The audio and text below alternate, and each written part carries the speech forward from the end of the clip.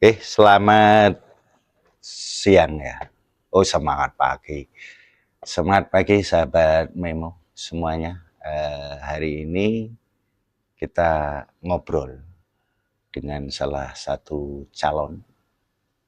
Kok salah satu ya? Bener satu. Jangan salah. Jangan Bener satu alumni Polinema yang sekarang mencalonkan diri sebagai calon direktur Polinema di tahun 25-29. 2029. Sahabat Memo semua, memang sangat menarik perhatian saya tentang program Benar Satu ini.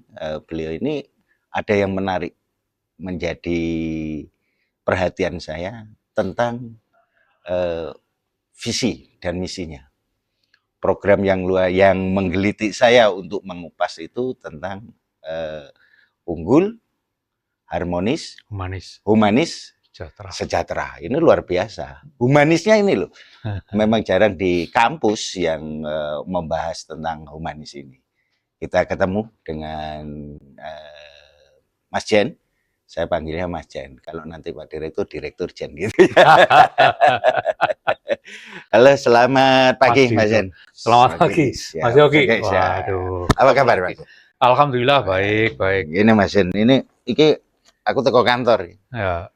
Memang kok ada program yang humanis ini ya. Kampus humanis iki piye? Aku perlu tanya banyak ini.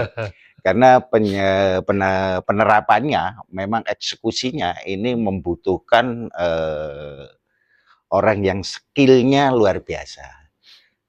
Bahasa Indonesia yang bener itu kadudel. Ya, kadudel itu oke apa ya? Turun gitu loh Mas Jen. Betul ya. Enggak Mas Jen, saya humanis itu yang dimaksud ya apa sih Mas Jen? Jadi kami kan ingin menegaskan kembali ya. Bahwa pentingnya pendekatan budaya akademik gitu Mas. Budaya akademik karena kita adalah pendidikan tinggi ya. Betul. Terus yang kedua juga orientasinya kemana nanti? Salah satunya ya ini harus dikomunikasikan dengan baik. Berarti adanya komunikasi baik di semua pihak. Semua pihak, semua tataran, semua pihak yang terkait. Mulai dari pimpinan yang paling tinggi sampai dengan nanti karyawan di level yang bawah ya. Yang tidak kalah pentingnya juga perhatian karena pelanggan kita itu kan mahasiswa. Betul. Berarti layanan prima terhadap pelanggan utama itu harus kita jaga, kita coba wujudkan ya. Karena di belakang mahasiswa ada orang tua. Betul. Dan yang tidak kalah pentingnya pelanggan yang akan menggunakan lulusan kita. Siapa itu adalah pihak dunia usaha dan dunia industri. Nah itu perlu adanya peningkatan layanan yang selama ini saya yakin sudah cukup bagus ya. Nah, tapi perlu jemput bola gitu Mas Jen. Perlu jemput bola, salah satunya tidak hanya di luar.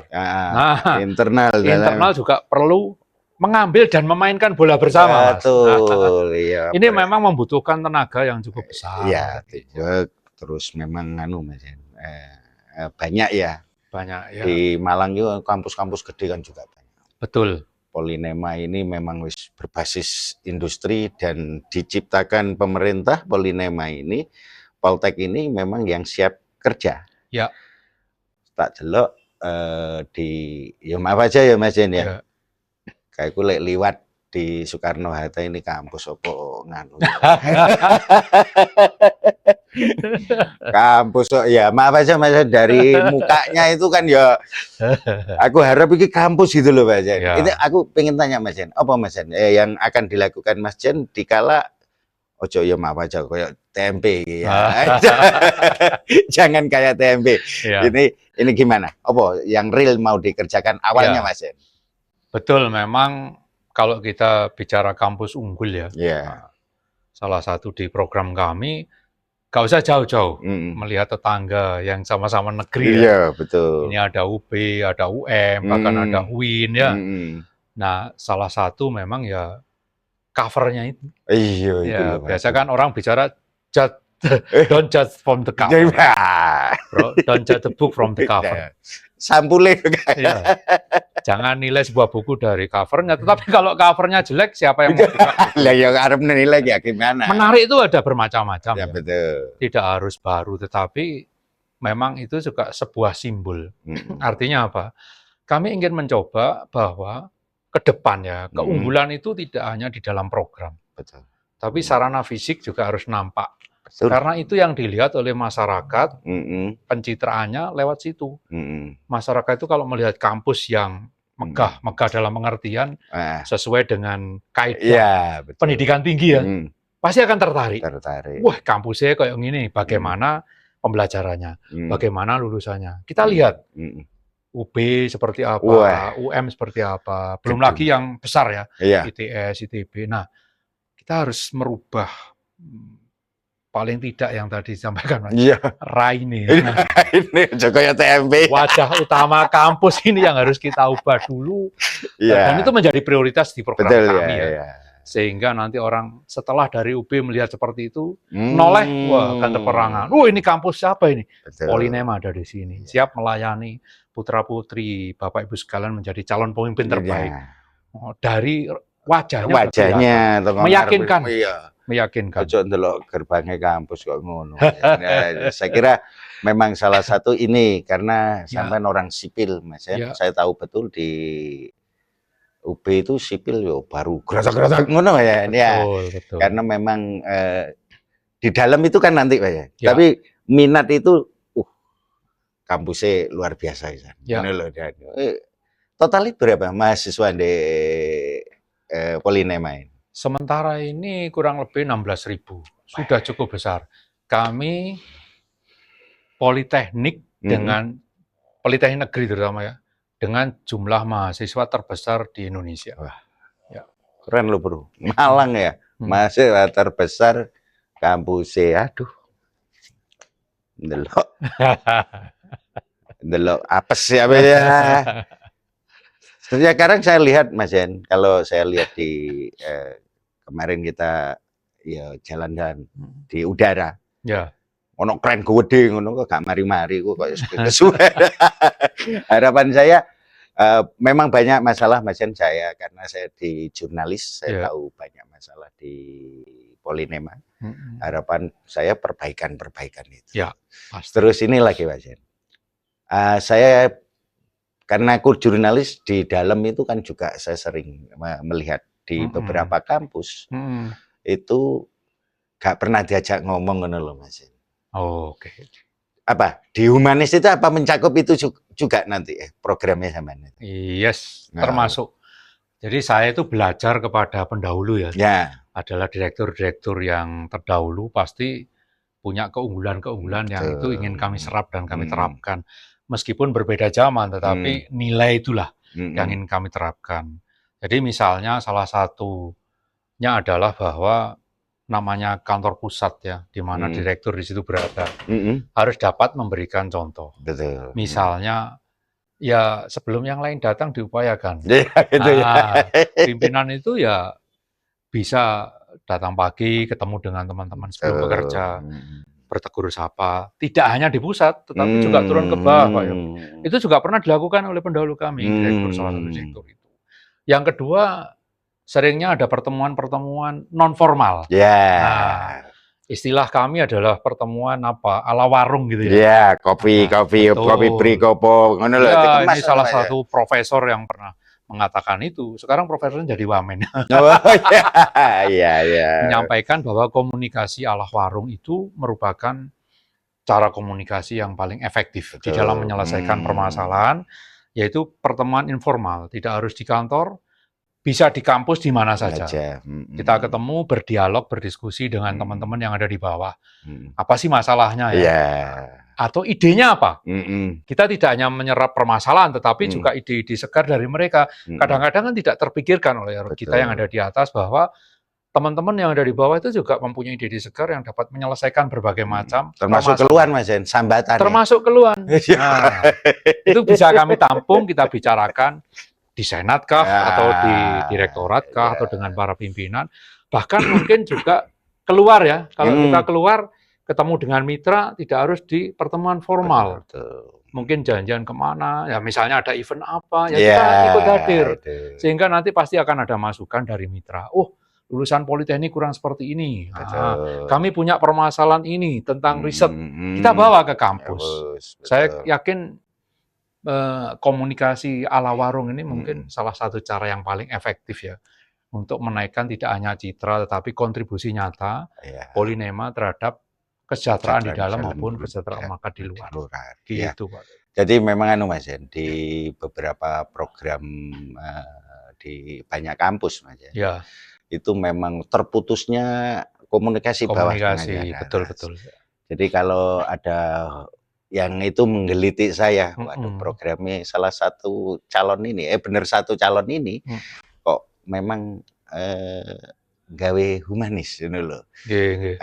Kayak mungkin karena sama orang sipil, sebulan sekali ngopi dengan beberapa. Betul.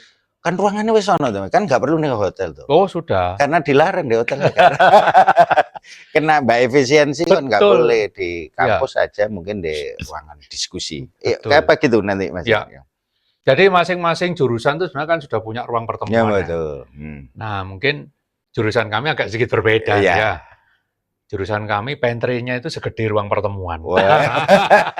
Nah nanti kami harapkan juga jurusan lain bisa seperti itu. Gitu. Sehingga ya mungkin tidak harus menunggu proses yang rutin seperti yudisium gitu ya. Tetapi bulanan bisa nanti kita ketemu dengan pihak jurusan, betul ngopi bareng di jurusan. Tidak harus di ruang pertemuan yang formal, tapi di pantry yang segede ruangan pertemuan itu bisa kita adakan.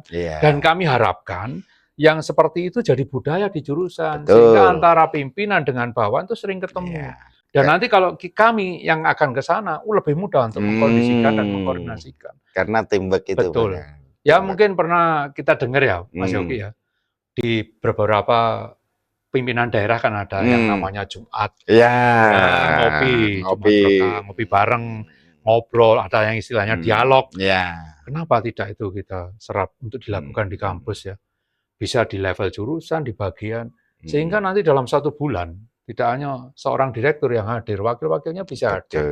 Tergantung dari apa yang ingin kita bicarakan. Kalau pertemuan kecil, nanti malu setuju. Menarik. Kalau bidangnya akademik, ya Majelis Satu yang hadir. Sehingga proses tukar informasi dan penanganan permasalahan yang ada bisa dilakukan dengan cepat. Terus memang ada lagi mahasiswa. Ya. Itu kan paket masjid utama ya. Saya masih banyak masukan ke kami. Putusnya hubungan, Mas. Maksudku rektorat ataupun di pusat di atas itu lagi kebijakan sakarpe.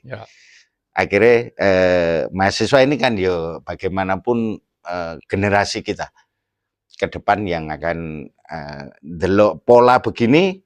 Aku nih kampus bisa diajarin ini, di lapangan prakteknya akan begitu. Betul. Maksud saya suara-suara yang ada mahasiswa ini, Mas menanggapi suara mahasiswa harus terkonek dengan atas ya.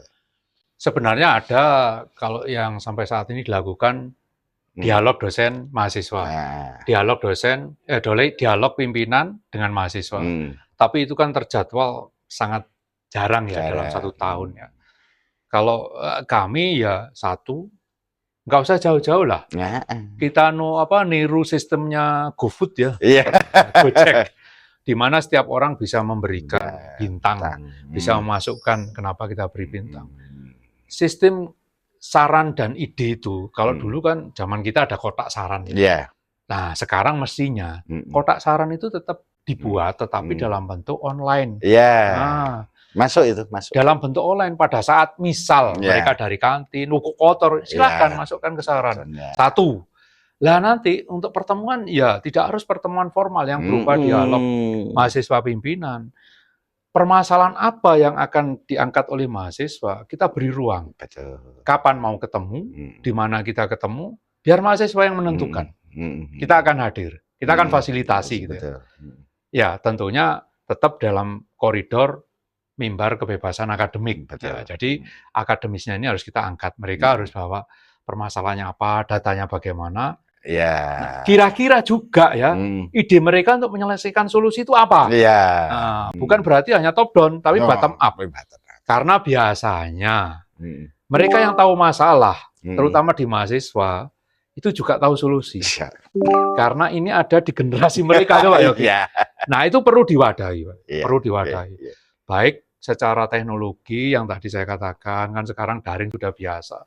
Supaya lebih banyak mereka bisa memberikan kontribusi. Ya. Karena kalau kadang-kadang mahasiswa kan ada unsur sungkan, malu. Tetapi kalau sudah online kan jauh lebih mudah ya. Itu perlu diwadahi. Ya, kayak terbuka ini. Enak ya. Bagi mahasiswa kayak larep apa ya, dikemas ojo sambat lah, mahasiswa nggak boleh ada sambat ya. Opo inspiratif opo apa ya, usul apa. Kalau di Kota Malang itu sambat wali kota. Kira isinya sambat. Ya. Jadi mungkin apa nanti dikemas Majen yang ini lagi yang lagi menjadi pemikiran saya Majen di kampus Polinema ini. Maaf aja saya buka ada kasus yang lama. Meledos sih ya. Meledos luar biasa.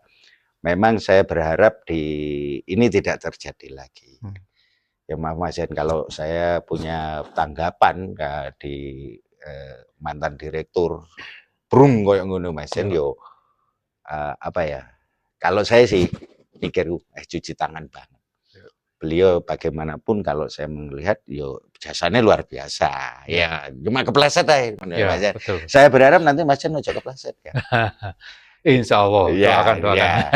Terus ini Mas Jen yang Malang itu kan punya ikon sendiri-sendiri. Ya. Ikonnya.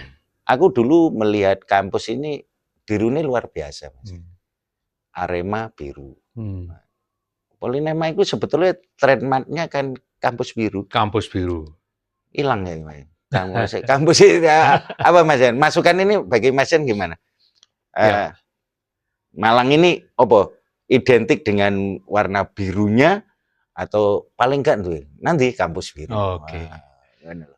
Ya memang dari awal ya, dari awal setelah kami berpisah dengan Universitas Brawijaya kan, kami mendeklarasikan sebagai kampus biru. Artinya kan kampus Bumi Arema.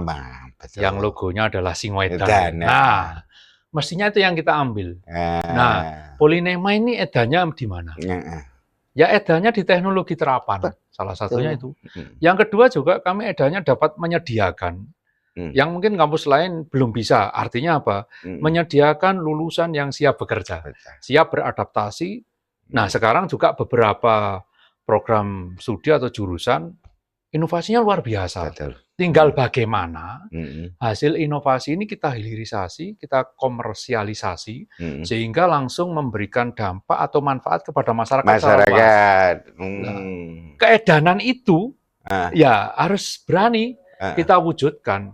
Jadi kampus biru yang berdiri di Bumi Arema, yang juga logonya atau simbolnya adalah Singoedan, kami juga harus menunjukkan bahwa Polinema itu edannya betul-betul edan secara akademik. Aku kan anak-anak kan biasa skripsi terus nggawe project, nggawe barang. Ya. Lah barangnya loh, maksud saya gini. Ini saya pernah ya. Penelitian teman-teman anak-anak mahasiswa itu sebetulnya kan manfaatnya ada. Betul.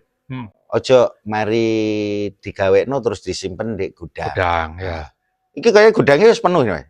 Sudah hampir penuh. Ini gimana Mas Jen? Menanggapi maksud saya piye nyiasati supaya karya anak-anak ini ya benar digunakan masyarakat ngono ya. Jadi itu butuh keberanian yang luar biasa Mas Yogi ya. Yang pertama sebenarnya kalau unitnya itu kita sudah punya di bawah P3M ya, yang bagian penelitian dan pengabdian kepada masyarakat, yang namanya inkubasi bisnis. Nah, kan tidak harus serta-merta hasil karya atau produk baik dari anak-anak maupun mahasiswa ini. Jadi sesuatu yang bisnis oriented. Tetapi bisa juga ini jadi sesuatu yang sosial oriented. Kemana itu larinya? Bisa kita larikan atau kita kerjasamakan atau dimanfaatkan oleh UMKM. UMKM. Nah, UMKM kan ada kelasnya ya. Nah, mungkin yang masih pengabdian masyarakat ya ke UMKM yang level bawah. Tidak harus sempurna peralatan itu. Betul. Kami yakin kalau dibawa ke UMKM, ketidaksempurnaan itu justru peluang kita. Mereka manfaatkan, nanti ada masalah baru yang muncul. Nah, adik-adik mahasiswa suruh lihat lagi, kurangnya apa? Akan jadi skripsi yang berikutnya. Tapi kita di UMKM kan jenius-jenius Mas, sama kayak alat ngono kok dibenani dhewe. Betul. Praktise koyo ngene ngono lho. Itu yang ingin kami harapkan, bahwa alat yang sudah jadi tapi belum sempurna dimanfaatkan oleh UMKM, mereka karena tahu prosesnya digunakan setiap hari, sehingga mereka bisa, istilah orang Malang, ngoprek. Jadi lebih sempurna. Nanti mahasiswa datang lagi untuk menulis. Perubahannya ada di mana, menjadi sempurnanya karena apa? Nah, ini sehingga kan peningkatan yang berkelanjutan terjadi. Kerjasamanya terjadi. Betul. Sehingga alat itu menjadi alat yang dari biasa menjadi semi canggih, bahkan nanti jadi alat canggih.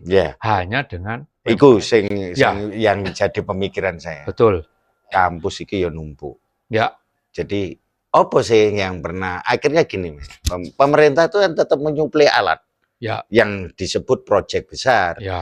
Lalu di Polinema itu wakai kan diserahno ke masyarakat apa?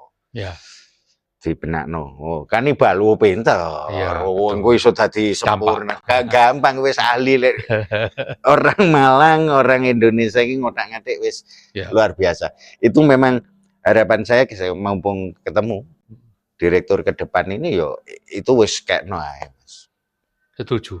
Dikasihno terus Jadi itu memang jadi program kami, ini kayaknya sudah mulai ya. Kita akan dalam waktu dekat kan ada pameran menyerahkan beberapa hasil produk ke pihak mitra. Betul. Namun ke depan yang harus kita coba, setelah itu mau ngapain? Nah, berarti kita coba bangun komunikasi dengan mereka yang menerima peralatan secara kontinu, supaya ada perbaikan yang berkelanjutan. Yang kedua, ini juga sebagai ajang membiasakan mahasiswa Indonesia yang bangga dengan statusnya mahasiswa untuk kesejahteraan masyarakat Indonesia itu menjadi wujud yang nyata. Betul. Tidak hanya sekedar slogan. Tidak hanya Mas, demo gitu ya. Tetapi ini juga bisa menimbulkan alat, memberikan alat, mengkontribusikan teknologi kepada masyarakat.